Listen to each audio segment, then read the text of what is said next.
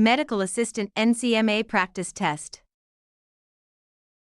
Question 1. A specimen is collected for laboratory testing. When should the medical assistant label the specimen container? Option A. After results return from the laboratory. Option B. Before the patient arrives, using the room number as the identifier. Option C. At the end of the day when all specimens are batched together. Option D. Immediately after collection in the presence of the patient using two identifiers. The correct answer is option D. Immediately after collection in the presence of the patient using two identifiers. Specimen labeling must occur immediately after collection and in the presence of the patient to prevent identification errors. Two approved identifiers should match the order and specimen label. Pre-labeling by room number, batching later, or labeling after testing creates unacceptable risk of misidentification. Question 2. A pulse oximeter reads 86% on a patient who appears short of breath. What should the medical assistant do first? Option A. Assess probe placement and the patient's condition, then promptly notify the provider according to protocol. Option B. Turn off the alarm and repeat the reading at the end of the visit. Option C. Assume the device is inaccurate and document the value as normal. Option D. Ask the patient to walk around to increase circulation before reporting. The correct answer is option A. Assess probe placement and the patient's condition, then promptly notify the provider according to protocol. A low oxygen saturation with respiratory symptoms requires prompt assessment and reporting. Checking probe placement helps identify technical error, but patient status must not be ignored. Delaying care, normalizing an abnormal value, or increasing exertion can be unsafe. Question 3. Before assisting with a pelvic examination, which patient position is commonly used? Option A. Lithotomy position. Option B. Trendelenburg position only. Option C. Sims position for every pelvic examination. Option D. Prone position with arms overhead. The correct answer is option A. Lithotomy position. The lithotomy position provides access for many pelvic examinations and related procedures. Proper draping and explanation help maintain privacy and comfort. Trendelenburg, prone, and Sims positions serve different purposes and are not the standard choice for most pelvic examinations.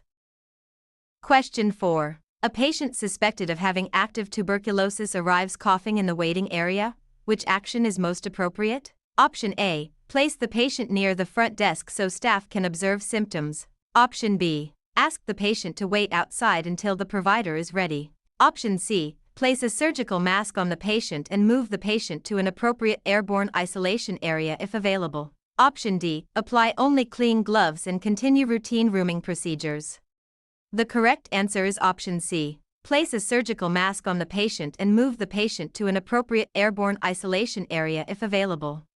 Suspected airborne infections require prompt source control and separation from other patients. A surgical mask on the patient helps reduce droplet nuclei generation, and airborne isolation or facility protocol should follow. Routine rooming, waiting area observation, or placing the patient outside without proper process does not adequately protect patients and staff. Question 5. When disposing of a used venipuncture needle, which technique best supports OSHA bloodborne pathogen safety? Option A. Activate the safety device and place the needle directly into an approved sharps container. Option B. Place the needle on the tray until the end of the patient visit. Option C. Recap the needle carefully before walking to the disposal area. Option D. Break the needle from the syringe before discarding it. The correct answer is option A. Activate the safety device and place the needle directly into an approved sharps container. Needles should be disposed of immediately in puncture-resistant sharps containers after activating available safety features. Direct disposal reduces handling and minimizes the chance of percutaneous injury. Recapping, delaying disposal, or manipulating the needle increases exposure risk. Question 6. A patient has a bleeding forearm laceration in the office. Which first aid measure should be applied first? Option A. Remove any forming clots repeatedly to inspect the wound. Option B. Apply direct pressure with appropriate protective equipment. Option C. Hold the wound under hot water until bleeding stops. Option D. Apply a tourniquet immediately for every minor cut. The correct answer is option B. Apply direct pressure with appropriate protective equipment.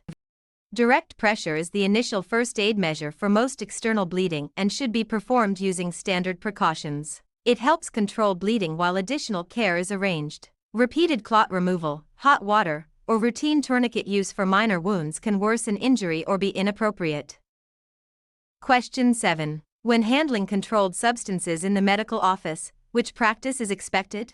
Option A. Record only the doses that were wasted, not those administered. Option B. Maintain secure storage and accurate inventory records according to policy. Option C. Store controlled medications in an unlocked cabinet for quick access. Option D. Allow staff to share login credentials for medication tracking.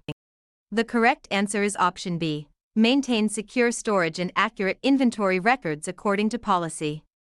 Controlled substances require strict accountability, secure storage, and complete record keeping. Accurate inventory control supports patient safety and regulatory compliance. Unlocked storage, incomplete records, and shared credentials weaken medication security. Question 8. When documenting a patient's pain assessment, which entry is most complete? Option A. Patient seems uncomfortable and probably has severe pain. Option B. Patient pain appears unchanged from last visit. Option C. Patient reports sharp lower abdominal pain rated 7 out of 10 that began this morning. Option D. Pain is noted but the location is not important. The correct answer is option C. Patient reports sharp lower abdominal pain rated 7 out of 10 that began this morning. Pain documentation should include subjective patient report, location, quality, severity, and onset when available. A numeric rating scale supports consistent communication among healthcare team members. Guessing severity, omitting key descriptors, or relying on appearance alone weakens clinical documentation. Question 9. Minutes after an injection, a patient develops wheezing, facial swelling, and hives. Which emergency is most likely? Option A. A delayed billing reaction. Option B. Mild seasonal allergies only. Option C. Anaphylaxis. Option D. A routine vasovagal response without airway concern. The correct answer is option C. Anaphylaxis. Wheezing, facial swelling, and hives after medication exposure suggest anaphylaxis, a life-threatening allergic reaction. The medical assistant should activate emergency procedures and assist within scope. Mild allergies, vasovagal episodes, and billing issues do not match the airway and allergic findings. Question 10. Which coding system is primarily used to report medical procedures and services on many outpatient claims? Option A. SNOMED Household Code. Option B. ICD-10-CM. Option C. CPT. Option D. NDC only. The correct answer is option C. CPT. CPT codes describe procedures and services performed by healthcare professionals. ICD-10-CM codes describe diagnoses and reasons for encounters. Drug identifiers and clinical terminology systems do not replace CPT for procedure reporting on standard outpatient claims. Question 11. Point-of-care glucose quality control results fall outside the acceptable range. What should the medical assistant do? Option A. Change the control result so it falls within range. Option B. Report patient results if they appear consistent with symptoms. Option C. Skip quality control because the device was working yesterday. Option D. Do not report patient results until the problem is resolved according to quality control policy. The correct answer is option D. Do not report patient results until the problem is resolved according to quality control policy. Out-of-range quality control means the testing system may not be reliable. Patient testing should be paused and corrective action followed before reporting results. Guessing, altering QC records, or skipping controls violates laboratory quality principles. Question 12. A sterile instrument touches the unclean edge of the Mayo stand cover. How should it be handled? Option A. Consider the instrument contaminated and replace it with a sterile one. Option B. Use the instrument quickly before contamination spreads. Option C. Place the instrument back into the sterile pack with the others. Option D. Wipe the instrument with a dry gauze pad and continue. The correct answer is option A. Consider the instrument contaminated and replace it with a sterile one. Sterile items that contact non-sterile surfaces must be considered contaminated. Replacing the instrument protects the patient from infection risk. Wiping, rushing to use it, or returning it to the sterile pack can contaminate the field further.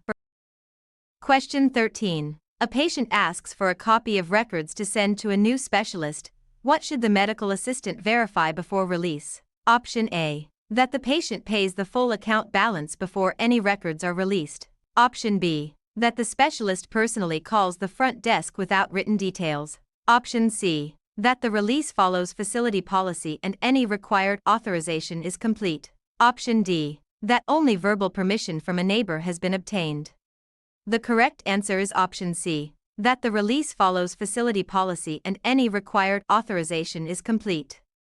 Release of health information must follow legal and facility requirements, including valid authorization when required. Proper authorization identifies what information may be released, to whom, and for what purpose. Financial pressure, informal calls, or permission from unrelated individuals is not an appropriate basis for release. Question 14. For a 24-hour urine collection, which patient instruction is correct? Option A. Mix the urine with tap water to preserve the specimen. Option B. Collect only the first morning urine on the second day. Option C. Discard the first void, then collect all urine for the next 24 hours as instructed. Option D. Stop the collection after the container is half full. The correct answer is option C. Discard the first void, then collect all urine for the next 24 hours as instructed. A 24-hour urine collection begins after the first void is discarded and includes all urine produced during the timed period. Missing specimens or ending early can make the result inaccurate. Adding water or collecting only one void is not consistent with the procedure. Question 15. A patient develops crushing chest pain while a medical assistant is attaching ECG electrodes. What should happen next? Option A. Cancel the appointment and ask the patient to drive home. Option B. Finish the ECG before telling anyone because tracing quality is important. Option C. Stop and immediately notify the provider or activate emergency protocol. Option D. Tell the patient the pain is probably anxiety and continue setup.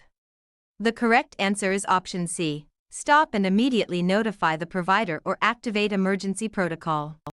New or worsening crushing chest pain may represent a cardiac emergency and requires immediate escalation. The medical assistant should follow emergency procedures rather than delaying for routine workflow. Reassurance without assessment or sending the patient away is unsafe. Question 16. While measuring respirations, which approach is most appropriate for an accurate respiratory rate? Option A. Observe chest rise and fall discreetly after assessing the pulse. Option B. Record the respiratory rate from the previous visit if the patient seems stable. Option C. Count respirations only when the patient is talking. Option D. Tell the patient to breathe faster so the count is easier to measure. The correct answer is option A. Observe chest rise and fall discreetly after assessing the pulse. Patients may alter breathing when they know respirations are being counted, so discrete observation improves accuracy. Counting chest rise and fall after pulse assessment is a common technique. Coaching the patient, counting during speech, or copying old data produces unreliable documentation. Question 17. Which instruction is appropriate for collecting a sputum specimen? Option A. Cough deeply from the lungs and expectorate into the sterile container without touching the inside. Option B. Touch the inside of the container lid to steady it. Option C. Brush teeth after collecting the specimen to increase bacteria. Option D. Spit saliva from the mouth into any available cup. The correct answer is option A. Cough deeply from the lungs and expectorate into the sterile container without touching the inside. Sputum specimens should come from deep respiratory secretions rather than saliva. A sterile container and avoidance of interior surfaces help maintain specimen integrity. Saliva, non-sterile cups, and touching sterile surfaces can contaminate the sample. Question 18. Which medication instruction should be rewritten to avoid a dangerous abbreviation? Option A. Take 1 tablet by mouth. Option B. Take 1 tablet daily. Option C. Take 1 tablet QD. Option D. Take 1 tablet with water. The correct answer is option C. Take 1 tablet QD. Certain abbreviations can be misread and should be avoided in healthcare documentation. The abbreviation QD can be mistaken for other dosing instructions, so daily should be written out. Clear written instructions reduce medication errors, while the other phrases are understandable. Question 19. A patient becomes angry about a long wait and raises their voice at the front desk. which response demonstrates therapeutic communication? Option A, raise your voice so the patient understands the office is busy. Option B, remain calm, acknowledge the frustration, and offer to check on the delay. Option C, tell the patient they are not allowed to feel upset. Option D, ignore the patient until they stop speaking. The correct answer is option B. Remain calm, acknowledge the frustration, and offer to check on the delay. Therapeutic communication uses calm tone, active listening, and acknowledgement to de-escalate conflict. Offering practical follow-up shows respect without promising something outside control. Arguing, dismissing feelings, or ignoring the patient can escalate the situation.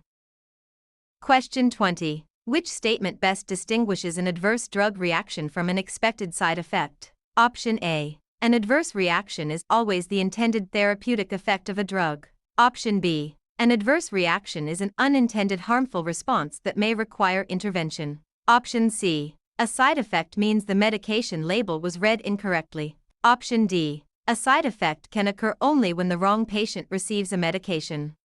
The correct answer is option B. An adverse reaction is an unintended harmful response that may require intervention. Side effects may be known, expected, and sometimes tolerable, while adverse reactions are harmful responses that require evaluation. Medical assistants should report concerning medication responses promptly. The other choices confuse therapeutic effects, medication errors, and labeling with pharmacologic response.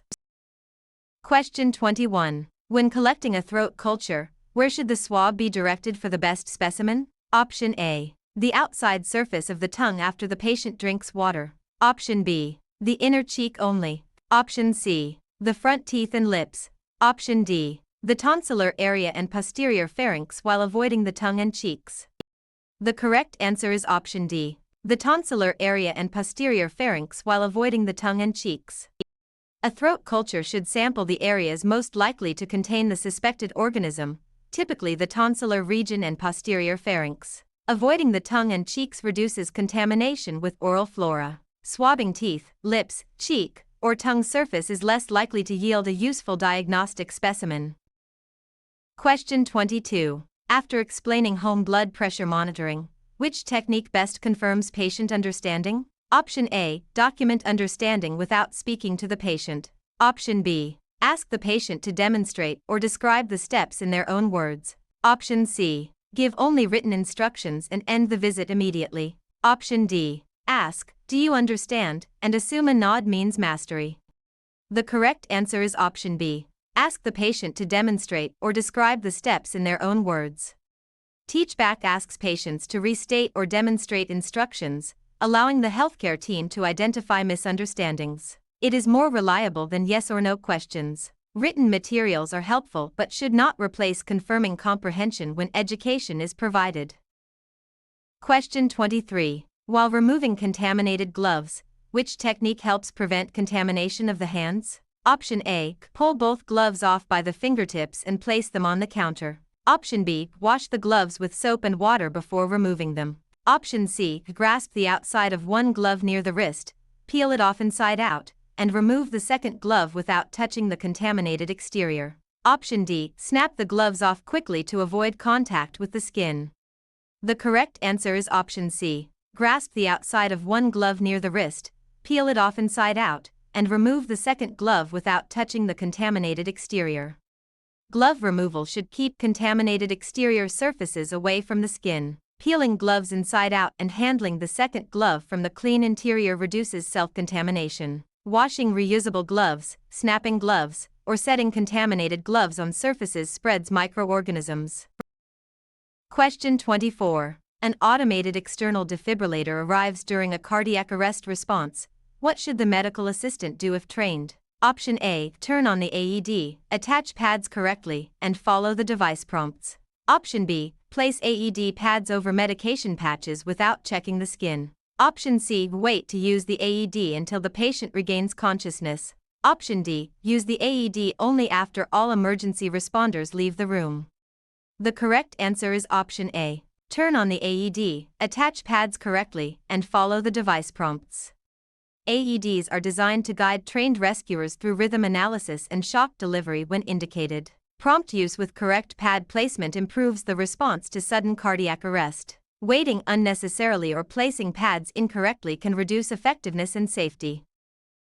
Question 25. Which action helps prevent errors with look-alike and sound-alike medications? Option A. Rely on the medication's shelf location instead of the label. Option B. Choose the medication with the most familiar-looking package. Option C. Prepare several patients' medications at the same time to save time. Option D. Read medication labels carefully and compare them with the order at each required check. The correct answer is option D. Read medication labels carefully and compare them with the order at each required check. Look-alike and sound-alike medications require deliberate label checking against the order. Reading labels at the required checks helps prevent selecting the wrong drug. Shelf location, package familiarity, and batching doses create conditions for medication errors. Question 26. When leaving a voicemail reminder for a patient, which approach best protects confidentiality? Option A. Mention the patient's full medical history so they know the call is important. Option B. Leave only limited information according to office policy, such as the practice name and callback number. Option C. Describe the diagnosis and all test results in the message. Option D. Ask a neighbor to deliver the medical details if the patient does not answer. The correct answer is option B. Leave only limited information according to office policy, such as the practice name and callback number. Voicemail reminders should limit protected health information because others may hear the message. Office policy should guide what details may be left. Sharing diagnoses, test results, or medical information through neighbors creates privacy risks. Question 27. A patient sends the medical assistant a personal social media friend request. Which response is most professional? Option A. Maintain professional boundaries and follow the organization's social media policy. Option B. Share appointment details through personal direct messages. Option C. Accept the request and discuss the patient's treatment publicly. Option D. Post a photo from the clinic to show appreciation for the patient. The correct answer is option A. Maintain professional boundaries and follow the organization's social media policy. Professional boundaries protect patient privacy and the integrity of the healthcare relationship. Social media interactions with patients should follow organizational policy and confidentiality rules. Public discussion, clinic photos, and personal messaging can violate privacy and professionalism. Question 28. In preparation for a minor office procedure, who is responsible for explaining the risks, benefits, and alternatives needed for informed consent? Option A. The patient's insurance representative, because payment is involved. Option B. The provider performing or ordering the procedure. Option C. The medical assistant independently, because consent forms are administrative documents. Option D. The receptionist, because scheduling created the appointment. The correct answer is option B. The provider performing or ordering the procedure. Informed consent requires clinical explanation of the procedure, risks, benefits, and alternatives by the qualified provider. A medical assistant may witness a signature or verify completion according to policy but should not independently obtain clinical consent. Scheduling and insurance roles do not replace the provider's responsibility. Question 29. A medical assistant suspects child abuse based on injuries and the patient's statements. Which action is appropriate? Option A. Report the concern according to mandatory reporting laws and facility policy. Option B. Promise the patient that no one else will be told. Option C. Confront the suspected abuser in the waiting room. Option D. Wait several months to see whether the injuries recur. The correct answer is option A. Report the concern according to mandatory reporting laws and facility policy. Healthcare workers must follow mandatory reporting requirements when abuse is suspected. Facility policy and state law guide how and to whom the report is made. Delaying, confronting, or promising secrecy can endanger the patient and violate legal obligations. Question 30. A patient slips in the hallway but states they feel fine. What should the medical assistant do? Option A. Ignore the event because the patient denies injury. Option B. Notify the provider, assess according to role, document objective facts, and complete an incident report per policy. Option C. Place blame in the medical record before speaking with anyone. Option D. Ask the patient to sign a statement promising not to report it. The correct answer is option B. Notify the provider, assess according to role, document objective facts, and complete an incident report per policy. Falls must be addressed even when the patient initially denies injury because symptoms can develop later. Objective documentation and incident reporting support patient safety and risk management. Ignoring the event, blaming others, or pressuring the patient is unprofessional and unsafe. Question 31. Following exposure to blood from a contaminated needle, what is the medical assistant's priority action after safely ending the procedure? Option A. Squeeze the wound repeatedly to remove contaminated blood. Option B. Wash the affected area and report the exposure according to the facility exposure control plan. Option C. Finish the rest of the day and report the event only if symptoms develop. Option D. Apply a bandage and document the event only in the patient chart. The correct answer is option B. Wash the affected area and report the exposure according to the facility exposure control plan. Blood-borne pathogen exposures require immediate first aid and prompt reporting so post-exposure evaluation can begin without delay. Facility exposure control plans outline reporting, documentation, and follow-up steps. Delayed reporting, chart-only documentation, or manipulating the wound can compromise safety and follow-up care. Question 32. A patient scheduled for a minor procedure asks why a timeout is performed. What is the best explanation? Option A. It allows staff to take a break during the procedure. Option B. It verifies the correct patient, procedure, site, and other key safety details before starting. Option C. It replaces the need to identify the patient earlier in the visit. Option D. It is performed only when the patient is unconscious. The correct answer is option B. It verifies the correct patient, procedure, site, and other key safety details before starting. A procedural timeout is a safety pause designed to prevent wrong patient, wrong procedure, or wrong site errors. It confirms critical details with the team before the procedure begins. It is not a staff break, a substitute for earlier identification, or limited only to unconscious patients. Question 33. A patient collapses, is unresponsive, and is not breathing normally. What is the priority action? Option A. Activate emergency response and begin CPR if trained and indicated. Option B. Search the chart for insurance coverage before acting. Option C. Give oral fluids to stimulate breathing. Option D. Wait 10 minutes to see whether the patient wakes up. The correct answer is option A. Activate emergency response and begin CPR if trained and indicated. Unresponsiveness with absent or abnormal breathing requires immediate emergency activation and CPR by trained personnel. Early recognition and intervention are critical links in survival. Delaying for paperwork or giving fluids is unsafe and does not address cardiac or respiratory arrest. Question 34. A patient with diabetes appears shaky, sweaty, and confused while waiting for the provider. Which condition is most consistent with these findings? Option A. Otitis media. Option B. Constipation. Option C. Hypertension. Option D. Hypoglycemia. The correct answer is option D. Hypoglycemia. Shakiness, diaphoresis, confusion, and weakness are common warning signs of low blood glucose. A medical assistant should recognize the pattern and report it quickly according to facility protocol. The other conditions do not best explain the acute neuroglycopenic and adrenergic symptoms described. Question 35. Before obtaining a manual blood pressure, which positioning step promotes the most accurate reading? Option A. Have the patient cross the legs to stabilize the body. Option B. Support the patient's arm at heart level with feet flat on the floor. Option C. Place the cuff over the antecubital space and inflate immediately. Option D. Ask the patient to hold the arm in the air during the reading. The correct answer is option B. Support the patient's arm at heart level with feet flat on the floor. Blood pressure technique requires proper posture, arm support, and cuff placement to reduce measurement error. Supporting the arm at heart level helps avoid falsely high or low readings. Unsupported arms, crossed legs, and incorrect cuff placement can distort the measurement.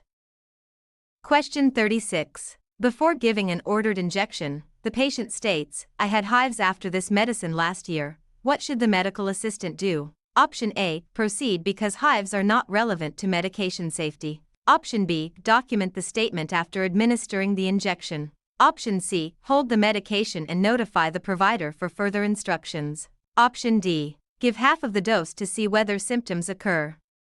The correct answer is option C. Hold the medication and notify the provider for further instructions.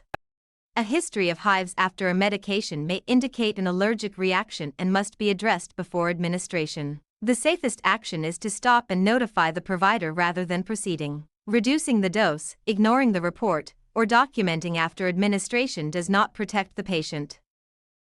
Question 37. When registering a new patient, which information is most important to verify before the visit begins? Option A. Only the patient's preferred pharmacy and favorite appointment time. Option B. The provider's lunch schedule and the patient's parking location. Option C. Demographics, insurance information, identification, consent forms, and contact details. Option D. A previous patient's account number if the last names match. The correct answer is option C. Demographics, insurance information, identification, consent forms, and contact details. Accurate registration supports patient identification, billing, communication, and consent. Demographic and insurance errors can lead to safety issues, claim denials, or privacy problems. Using unrelated account information or focusing on non-essential details does not meet registration needs. Question 38. During medication reconciliation, which information should the medical assistant collect? Option A. Only medications prescribed by the current provider. Option B. Only medications that the patient started within the past week. Option C. Prescription drugs, over-the-counter drugs, supplements, doses, and frequency. Option D. Medication names without dose or frequency details. The correct answer is option C. Prescription drugs, over-the-counter drugs, supplements, doses, and frequency.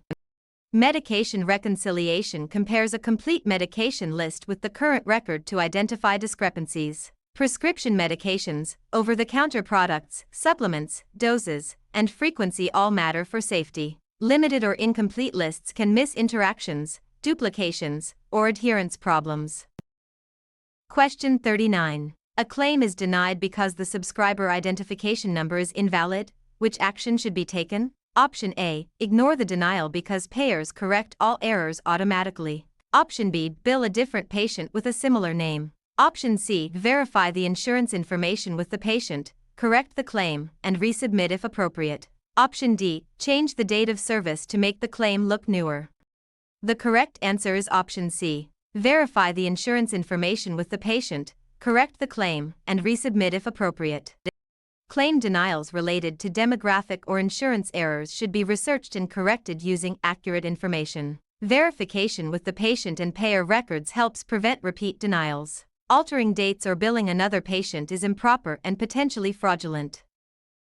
Question 40. Upon reviewing a patient's chart, the medical assistant sees the term bradycardia. What does this term mean? Option A. An abnormally slow heart rate. Option B. A normal rhythm with skipped documentation. Option C. An abnormally fast respiratory rate. Option D. Inflammation of a vein.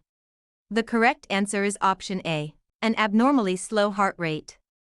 Bradycardia refers to a slower than expected heart rate for the patient's age and condition. Recognizing common prefixes such as Brady helps decode medical terms on exams and in charts. The distractors confuse cardiac rate with breathing, inflammation, or documentation status. Question 41. A patient asks the medical assistant, "Do these lab results mean I have kidney disease?" Which response is within scope?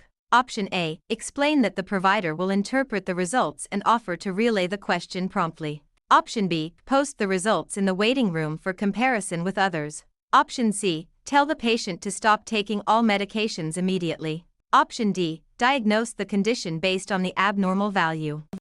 The correct answer is option A. Explain that the provider will interpret the results and offer to relay the question promptly. Medical assistants may collect data and communicate approved information, but diagnosis and interpretation belong to licensed providers. The appropriate response respects scope while ensuring the patient's concern reaches the provider. Diagnosing, giving independent medication orders, or breaching privacy is inappropriate. Question 42. Which instruction is most appropriate after applying a transdermal medication patch? Option A. Document the application site and time after removing any old patches ordered. Option B. Massage the patch vigorously to force medication through the skin. Option C, cut the patch in half if the ordered dose is lower. Option D, place the new patch directly over the old patch for steady absorption. The correct answer is option A. Document the application site and time after removing any old patches ordered. Transdermal patch safety includes removing old patches, applying the new patches directed, and documenting site and time. Multiple patches, cutting patches, or vigorous massage can alter drug delivery and increase adverse effects. Documentation also helps prevent duplicate dosing. Question 43. Before performing a resting 12-lead ECG, which preparation is most appropriate? Option A, explain the procedure, provide privacy, prepare the skin, and position the patient supine if tolerated. Option B, ask the patient to exercise vigorously to improve electrical signal. Option C, place electrodes over thick clothing to preserve modesty. Option D, have the patient hold a cell phone during the tracing to stay relaxed. The correct answer is option A. Explain the procedure, provide privacy, prepare the skin, and position the patient supine if tolerated. Resting ECG quality depends on patient understanding, privacy, proper skin contact, and minimal movement. Supine positioning is standard when tolerated, with modifications made according to patient condition. Exercise, clothing under electrodes, and electronic distractions can interfere with the tracing. Question 44. A chemical disinfectant spills in the clinical area. Where should the medical assistant look for handling and cleanup guidance? Option A, a patient education brochure about nutrition. Option B, a coworker's guess based on the chemical smell. Option C, the safety data sheet for that chemical and the facility spill policy. Option D, the appointment schedule from the previous day. The correct answer is option C, the safety data sheet for that chemical and the facility spill policy. Safety data sheets provide information about hazards, protective equipment, first aid, storage, and spill response for chemicals. Facility spill policy adds local procedures and reporting steps. Guessing or using unrelated materials can lead to unsafe exposure. Question 45. When opening a sterile package, which action helps maintain the sterile field? Option A, place the sterile field below waist level for convenience. Option B, open the flap farthest from the body first and avoid reaching over the sterile contents. Option C, touch the inside of the wrapper with bare hands to flatten it. Option D, reach across the field to open the far flap last. The correct answer is option B. Open the flap farthest from the body first and avoid reaching over the sterile contents. Sterile technique requires preventing contamination of sterile contents and avoiding reaching over the field. Opening the far flap first helps keep the hands from crossing the sterile area. Low placement and bare hand contact with sterile surfaces break sterility. Question 46. An adult patient reports dizziness when standing. Which vital sign technique is most appropriate to assess this complaint? Option A, measure only oral temperature after the patient has stood for 5 minutes. Option B, skip the pulse measurement because posture affects only blood pressure. Option C, measure orthostatic blood pressure and pulse according to facility protocol. Option D, use a pediatric cuff to detect subtle blood pressure changes. The correct answer is option C, measure orthostatic blood pressure and pulse according to facility protocol. Dizziness with position changes can indicate orthostatic hypotension, so blood pressure and pulse are assessed in different positions. Facility protocols commonly include lying, sitting, or standing measurements with timed intervals. Temperature alone, improper cuff selection, or omitting pulse does not evaluate the physiologic response adequately. Question 47. While updating an electronic health record, a medical assistant discovers that yesterday's blood pressure was entered in the wrong patient chart. What is the proper response? Option A, leave the error because changing a chart is never allowed. Option B, ask a coworker to chart under a shared login to fix it quickly. Option C, delete the entire encounter so no one can see the mistake. Option D, follow the error correction policy by making a dated correction or notifying the appropriate person without deleting the audit trail. The correct answer is option D. Follow the error correction policy by making a dated correction or notifying the appropriate person without deleting the audit trail. Medical records must be corrected using approved procedures that preserve integrity and auditability. A dated correction or escalation ensures the record remains accurate without hiding the original entry. Deleting records, leaving known errors, or using shared credentials creates legal and safety problems. Question 48. Which instruction is appropriate for a midstream clean catch urine specimen? Option A. Cleanse the area, begin urinating, then collect urine midstream without touching the inside of the container. Option B. Fill the container with toilet water if urine volume is low. Option C. Touch the inside of the lid to keep it from falling. Option D. Collect the first drops of urine before cleansing the area. The correct answer is option A. Cleanse the area, begin urinating, then collect urine midstream without touching the inside of the container. A midstream clean catch specimen reduces contamination from skin and genital flora. Cleansing first and collecting the middle portion of the stream helps produce a more reliable specimen. Touching sterile surfaces or adding water contaminates the sample and can invalidate results. Question 49. Which site is appropriate for a dermal puncture on an infant's heel? Option A. The arch of the foot near the instep. Option B. The tip of the big toe near the nail bed. Option C. The medial or lateral plantar surface of the heel. Option D. The center of the heel directly over the calcaneus. The correct answer is option C. The medial or lateral plantar surface of the heel. Infant heel punctures are performed on the medial or lateral plantar surface to reduce risk of bone injury. The center of the heel may place the calcaneus at risk, and other foot areas are not recommended routine collection sites. Proper site selection is a key phlebotomy safety concept. Question 50. A competent adult patient refuses a prescribed vaccine after education. What should the medical assistant do? Option A. Notify the provider as needed and document the refusal according to policy. Option B. Administer the vaccine while distracting the patient. Option C. Record that the vaccine was given to keep the chart complete. Option D. Tell the patient they must leave the practice immediately. The correct answer is option A. Notify the provider as needed and document the refusal according to policy. Competent adults have the right to refuse recommended care after receiving appropriate information. The refusal should be communicated and documented according to policy. Administering against consent, falsifying documentation, or reacting punitively is unethical and unsafe. Question 51. During venipuncture, how long should a tourniquet generally remain in place before it may affect specimen quality? Option A. Until the patient reports numbness. Option B. For the entire time the patient is in the room. Option C. No longer than 1 minute. Option D. At least 5 minutes. The correct answer is option C. No longer than 1 minute. Prolonged tourniquet application can cause hemoconcentration and alter certain laboratory values. A general rule is to release the tourniquet within 1 minute or as soon as blood flow is established according to policy. Leaving it on for several minutes or until symptoms occur is unsafe and can affect results. Question 52. A provider orders 250 mg of a liquid medication available as 500 mg per 5 ml. How many milliliters should be prepared? Option A 1 ml. Option B 10 ml. Option C 5 ml. Option D 2.5 ml. The correct answer is option D 2.5 ml. The concentration is 500 mg in 5 ml, which equals 100 mg per ml. A 250 mg dose requires 2.5 ml when the ordered dose is divided by the concentration. The other values reflect either underdosing or overdosing calculations.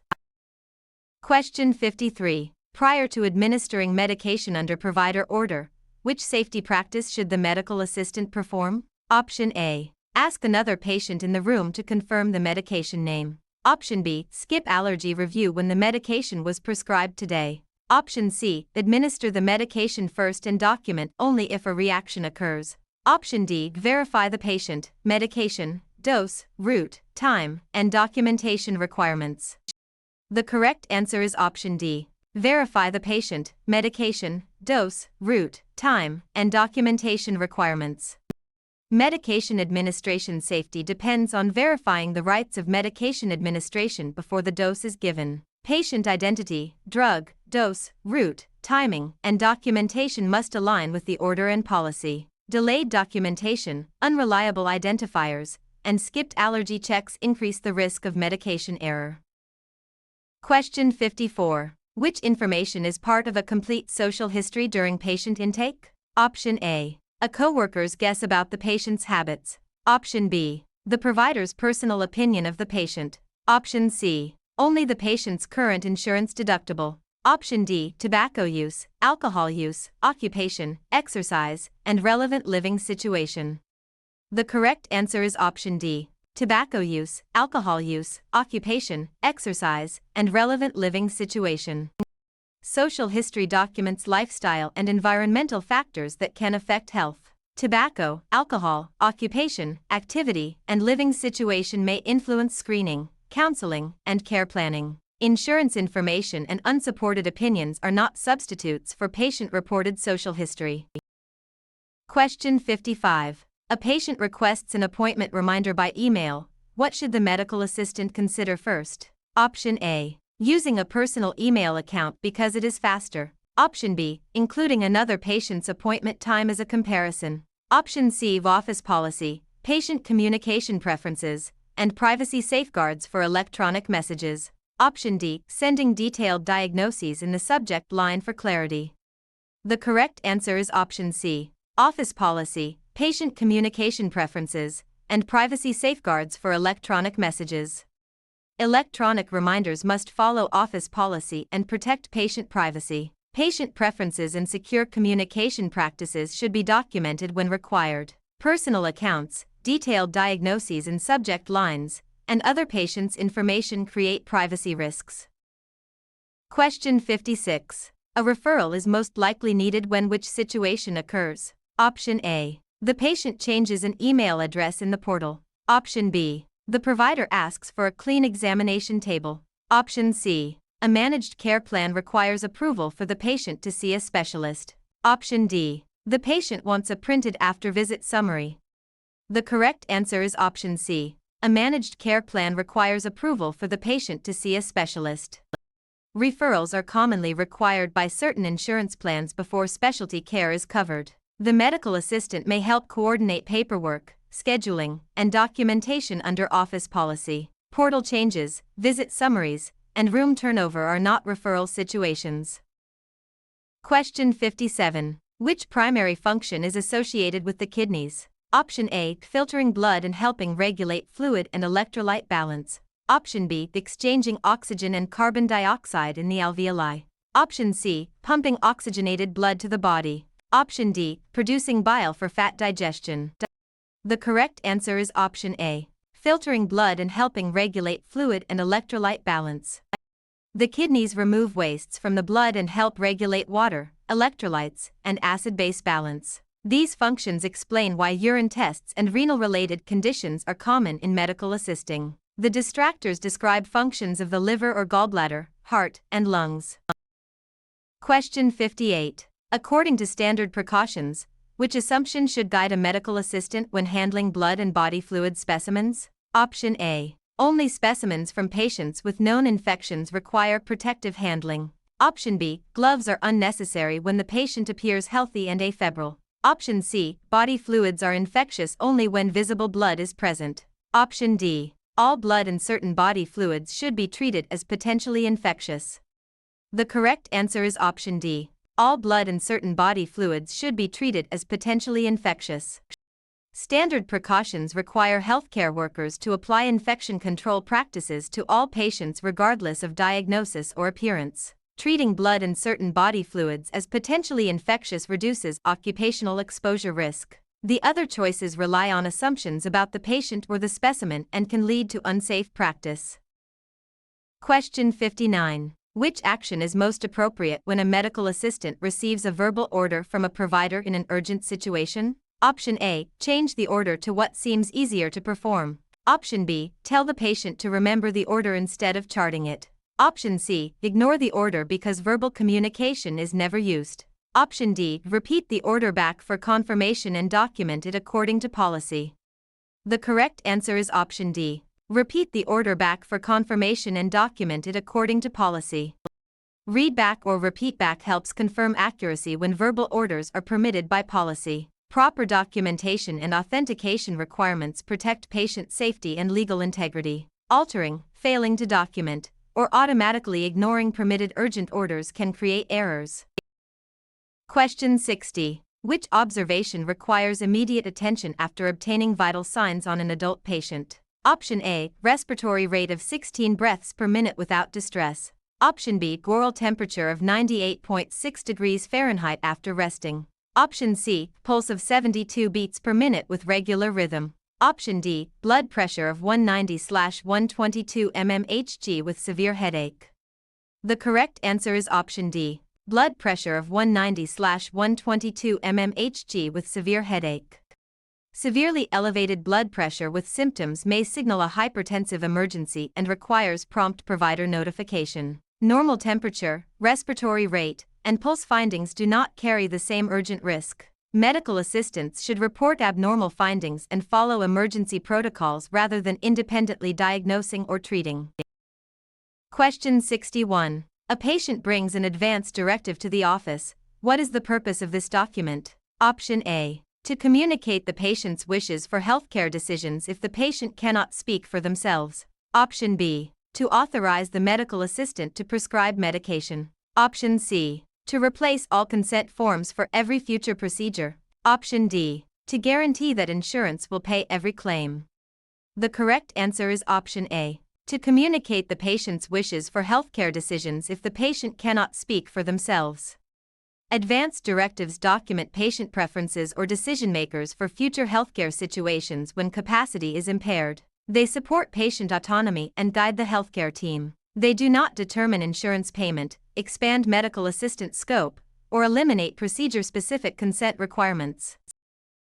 Question 62. After running an autoclave cycle, which indicator provides the strongest evidence that sterilization conditions were effective? Option A, a dry wrapper on the instrument pack after the cycle ended. Option B, an operator note stating the autoclave door was closed during the cycle. Option C, a biological indicator showing that resistant spores were destroyed. Option D, a piece of autoclave tape that changed color on the outside of the pack. The correct answer is option C, a biological indicator showing that resistant spores were destroyed. Biological indicators are the most definitive routine test of sterilization because they use highly resistant spores to verify microbial destruction. Chemical tape shows exposure to certain conditions but does not prove that all sterilization parameters were met. Dry packaging and operator notes are useful observations but are not equivalent to biological monitoring. Question 63. A provider orders blood cultures and coagulation testing. Which specimen should generally be collected first? Option A, serum separator tube. Option B, lavender top tube. Option C, blood culture bottles or tubes. Option D, gray top tube. The correct answer is option C, blood culture bottles or tubes. The order of draw helps prevent additive carryover and specimen contamination. Blood cultures are generally collected first to reduce the risk of microbial contamination. Lavender, gray, and serum tubes come later in the order depending on the test sequence.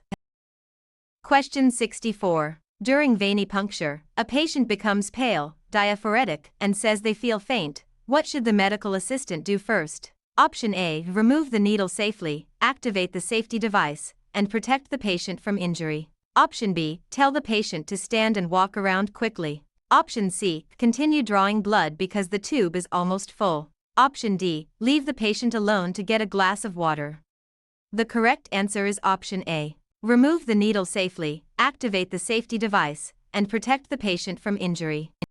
Signs of syncope during venipuncture require immediate prevention of injury and safe needle removal. The patient should be supported, monitored, and assistance obtained according to protocol. Continuing the draw, making the patient stand, or leaving them alone increases risk of injury.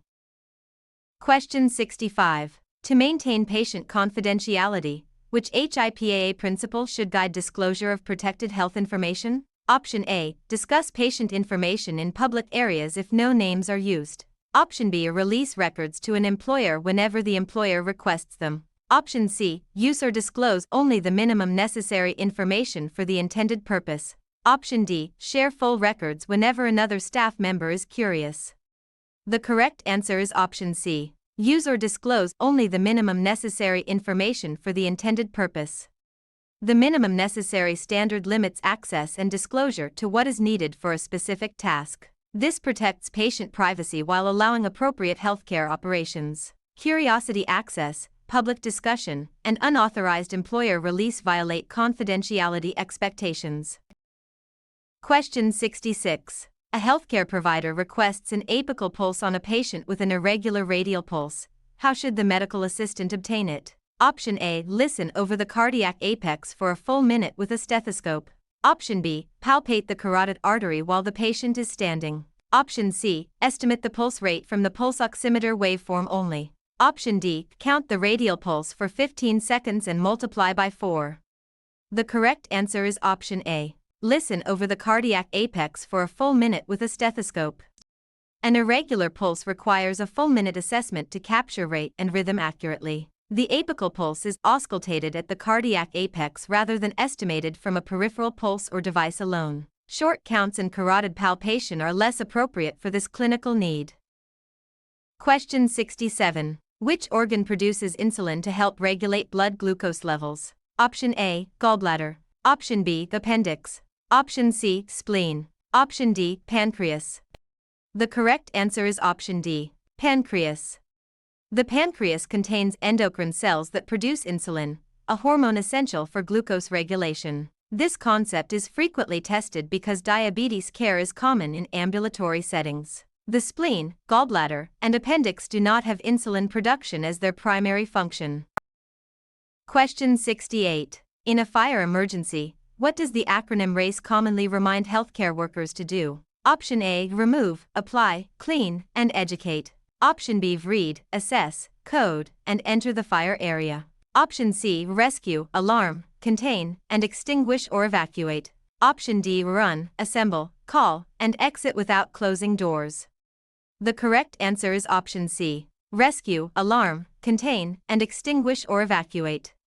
RACE is a common healthcare fire response framework that prioritizes rescue and alarm before containment and extinguishing or evacuation. Closing doors and following facility procedures help limit smoke and fire spread. The distractors omit key fire safety steps or describe unrelated tasks.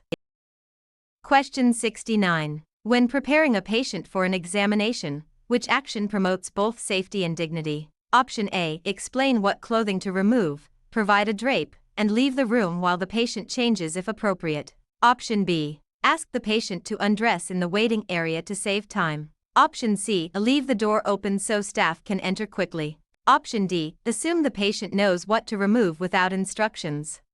The correct answer is option A. Explain what clothing to remove, provide a drape, and leave the room while the patient changes if appropriate.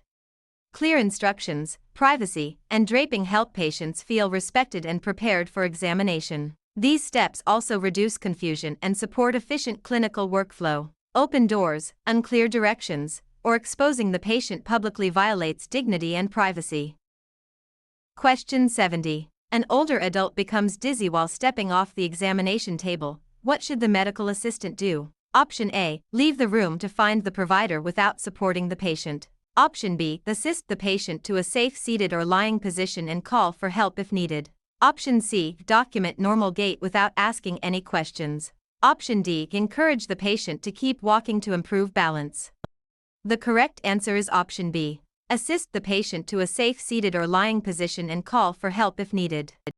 Dizziness during transfers creates an immediate fall risk. The medical assistant should help the patient to a safe position, stay with the patient, and notify appropriate staff according to protocol. Encouraging ambulation or leaving the patient unsupported can result in injury.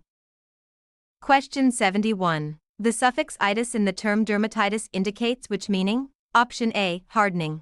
Option B. Inflammation. Option C. Removal. Option D. Deficiency. The correct answer is option B. Inflammation. The suffix itis means inflammation, so dermatitis refers to inflammation of the skin. Word part recognition helps candidates decode unfamiliar medical terms. The other meanings correspond to different suffixes and should not be applied to this term. Question 72. When taking a telephone message for the provider, which documentation is most complete? Option A. Caller name, patient identifiers, date and time, reason for call, callback number, and action taken. Option B. Only the caller's first name because the provider will remember. Option C. A message documented under another patient's chart to save time. Option D. A sticky note with the words "Call patient soon." The correct answer is option A. Caller name, patient identifiers, date and time, reason for call, callback number, and action taken. Telephone documentation should be clear, complete, and placed in the correct record, including identifiers, time, reason, contact information, and action supports continuity of care. Vague notes, incomplete identification, or wrong chart documentation can lead to errors. Question 73. Which statement about ownership and access to medical records is most accurate? Option A. Patients own the original chart and may remove it from the office at any time. Option B. Medical records are public documents available to anyone who asks. Option C. The facility generally owns the physical or electronic record, while patients have rights to access their health information. Option D. Only the insurance company may view the record after a claim is filed. The correct answer is option C. The facility generally owns the physical or electronic record, while patients have rights to access their health information. Healthcare organizations generally maintain ownership and custody of the record system, but patients have important access rights. Medical assistants should follow policy for record requests and privacy protections. Treating records as public or removable property violates confidentiality and record control standards. Question 74. An ECG tracing shows wandering baseline artifact. Which cause should the medical assistant assess first? Option A. A completed consent form in the chart. Option B. The patient's insurance deductible status. Option C. A properly entered date of birth in the air. Option D. Patient movement, poor electrode contact, or inadequate skin preparation. The correct answer is option D. Patient movement, poor electrode contact, or inadequate skin preparation. Wandering baseline commonly results from movement, loose electrodes, or skin preparation problems. Correcting electrode contact and encouraging the patient to remain still can improve tracing quality. Administrative details do not explain electrical artifact on the tracing. Question 75. A patient says, "I am scared about this procedure." Which response shows active listening? Option A. It sounds like you are feeling anxious. What concerns you most? Option B. Everyone has this procedure, and your fear is unusual. Option C. There is nothing to be scared about, so stop worrying.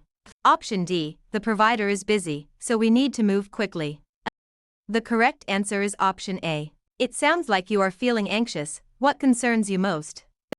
Active listening reflects the patient's feelings and invites them to share concerns. This approach supports trust and allows the healthcare team to address information needs. Dismissing fear, rushing, or judging the patient can increase anxiety.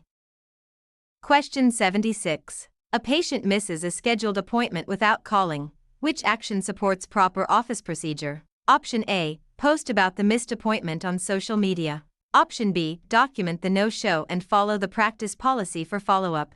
Option C. Delete the appointment so the schedule looks full. Option D. Dismiss the patient immediately without following policy.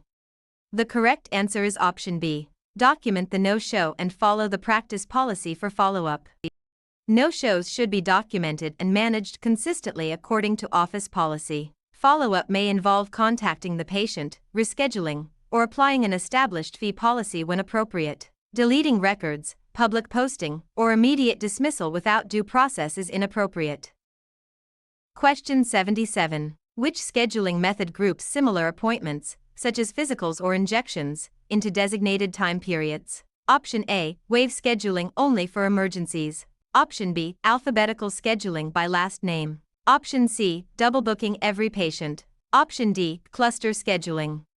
The correct answer is option D. Cluster scheduling. Cluster scheduling reserves blocks of time for similar visit types to improve workflow and resource use. It can help staff prepare rooms, supplies, and documentation efficiently. Double booking, emergency-only waves, or alphabetic scheduling do not describe this method. Question 78. Which instruction should be included for a patient wearing a Holter monitor? Option A. Keep a diary of symptoms and activities while wearing the monitor as directed. Option B. Remove the monitor each night to prevent skin irritation. Option C. Ignore symptoms because the monitor records everything automatically. Option D. Shower with the monitor unless it begins beeping. The correct answer is option A. Keep a diary of symptoms and activities while wearing the monitor as directed.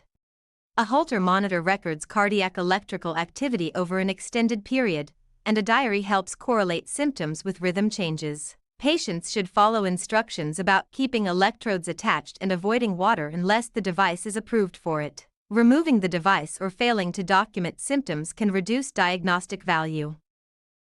Question 79. Which action supports accurate inventory control in a medical office? Option A. Keep sterile and dirty supplies together for convenience. Option B. Order large quantities without tracking usage or storage space. Option C. Check expiration dates, rotate stock, and reorder supplies before par levels are critically low. Option D. Store expired supplies in exam rooms until they are used. The correct answer is option C. Check expiration dates, rotate stock, and reorder supplies before par levels are critically low.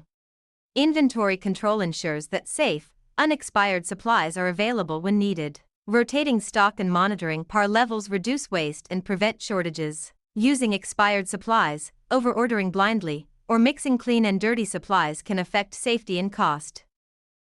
Question 80. The term tachypnea in a patient note refers to which finding? Option A. Low blood pressure. Option B. Rapid breathing. Option C. Slow pulse. Option D. Painful urination. The correct answer is option B. Rapid breathing. Tachypnea combines tachy, meaning fast, with pnea, meaning breathing. Medical assistants should connect word parts to physiologic findings when reading documentation. The incorrect choices represent different systems or different prefixes and suffixes.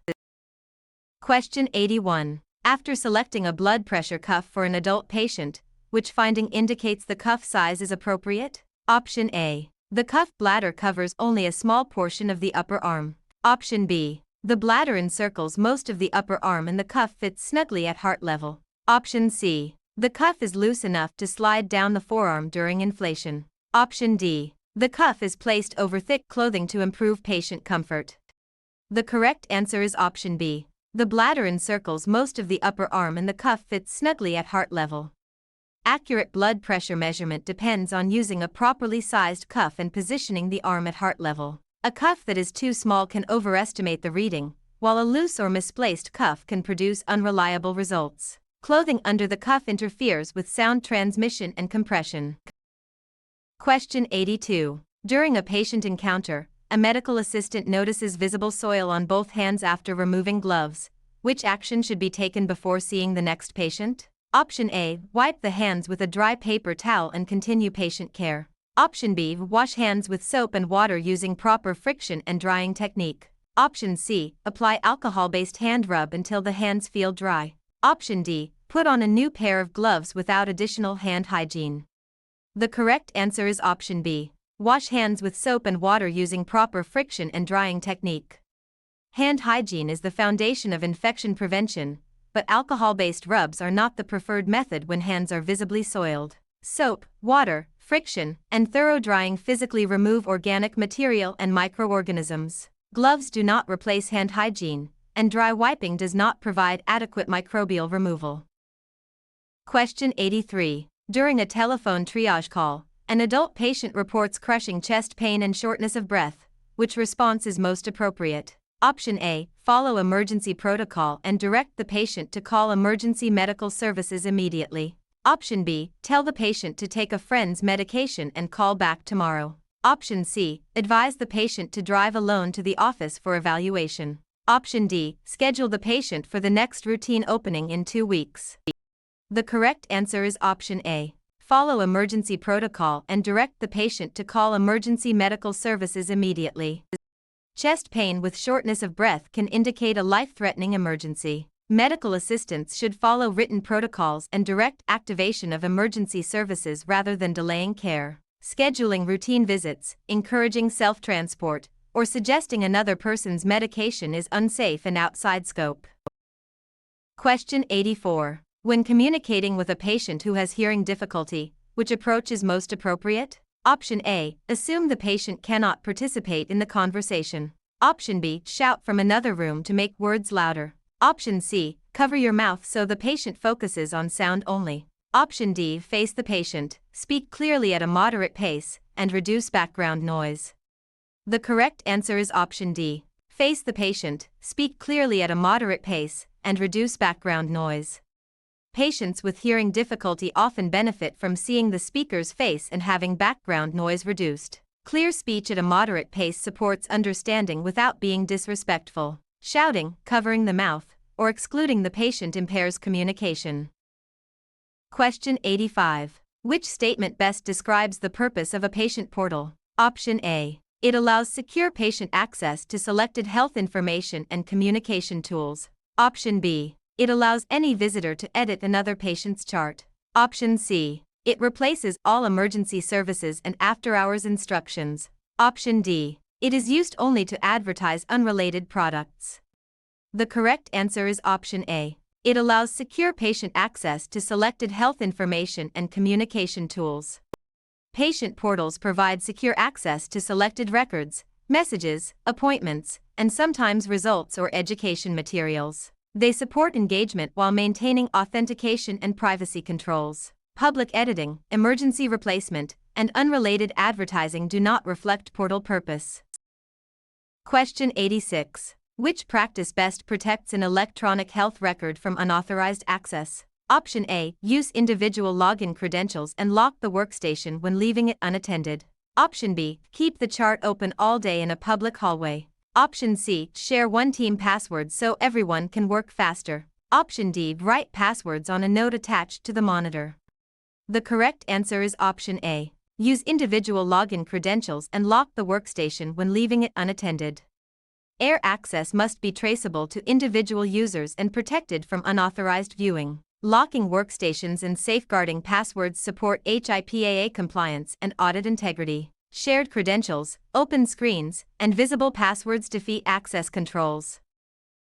Question 87. While assisting with a 12-lead ECG, where should lead V1 be placed? Option A. Fourth intercostal space at the left sternal border. Option B. Fifth intercostal space at the left midclavicular line. Option C. Left midaxillary line at the same level as V4.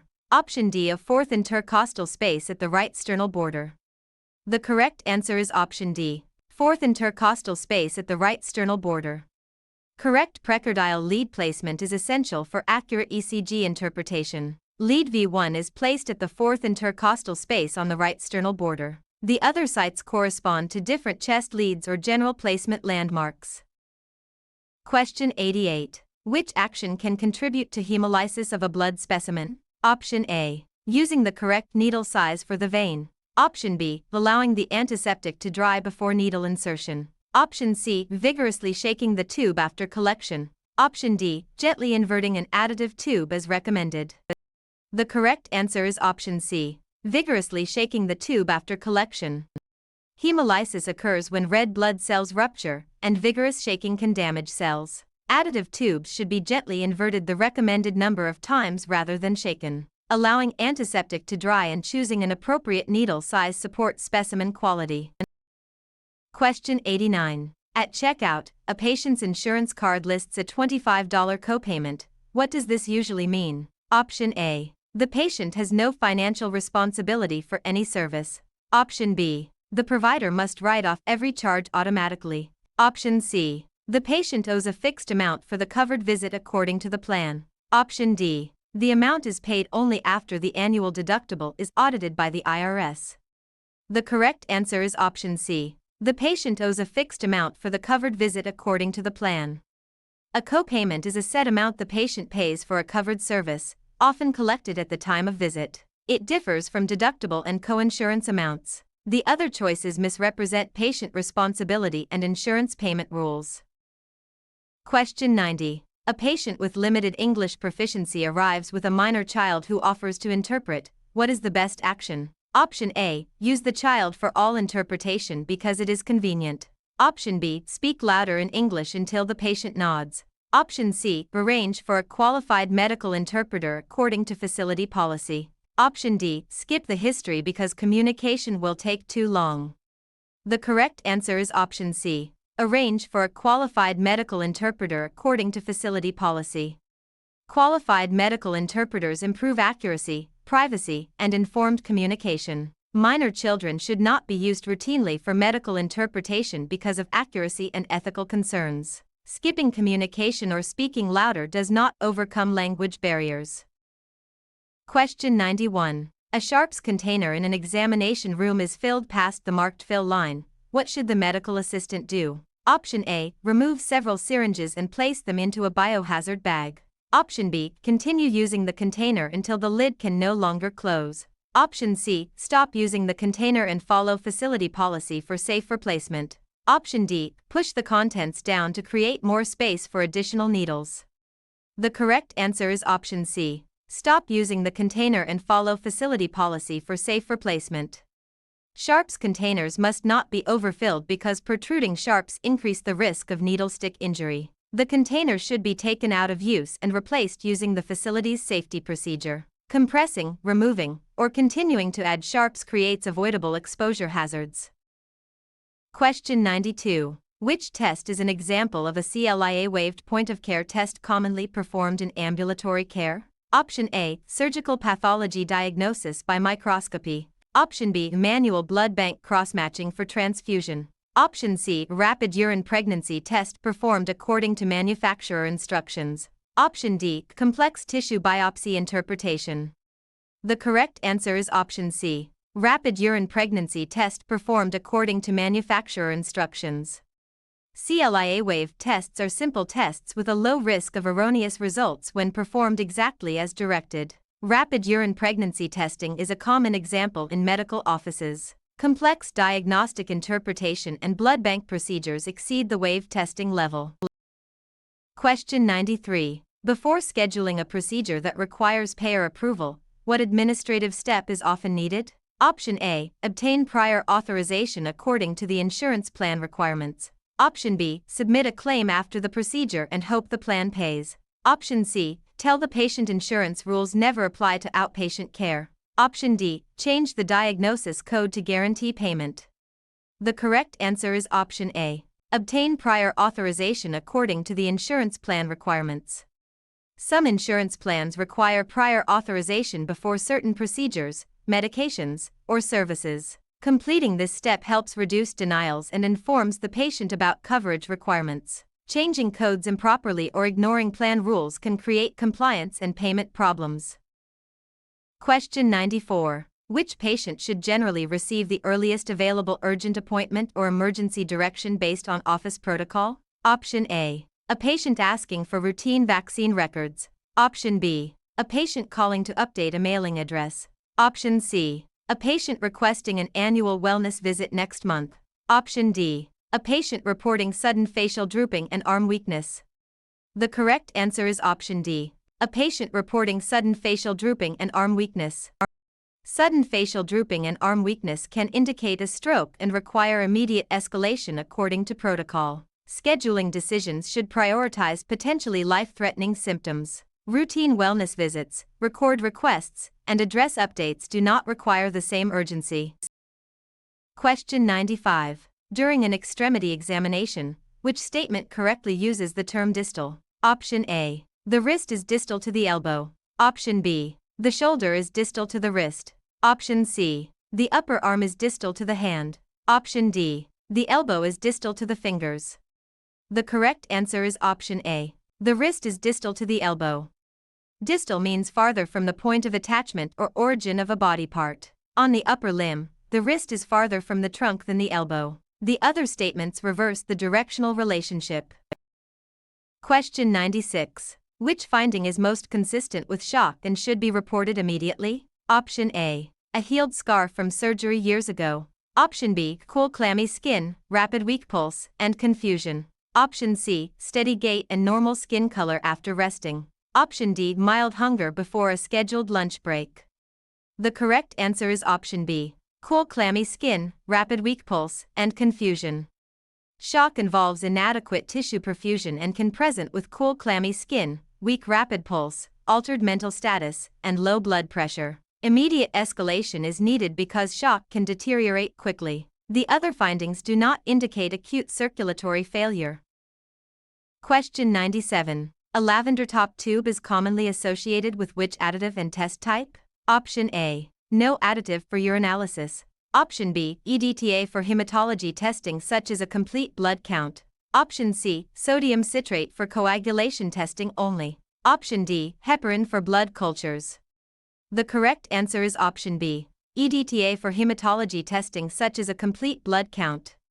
Lavender top tubes typically contain EDTA, which preserves cellular components for hematology tests such as CBCs. Tube additives are a frequent exam topic because collection errors can affect results. Sodium citrate, heparin, and no additive containers correspond to different specimen needs.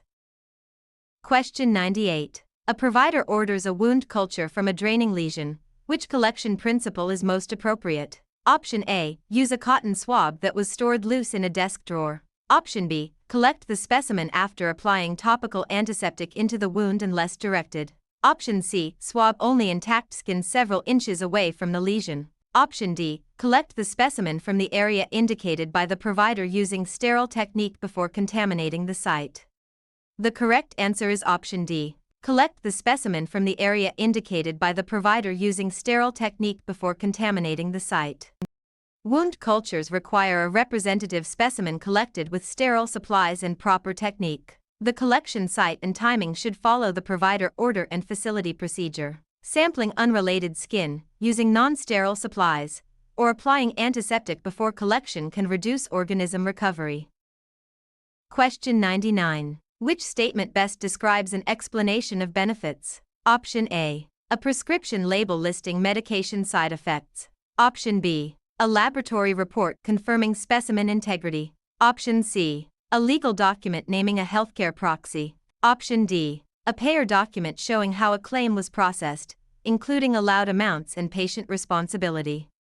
The correct answer is option D. A payer document showing how a claim was processed, including allowed amounts and patient responsibility. An explanation of benefits communicates how the insurance payer handled a submitted claim. It may show billed charges, allowed amounts, adjustments, payments, denials, and patient responsibility. The other documents serve clinical or legal purposes unrelated to claim processing.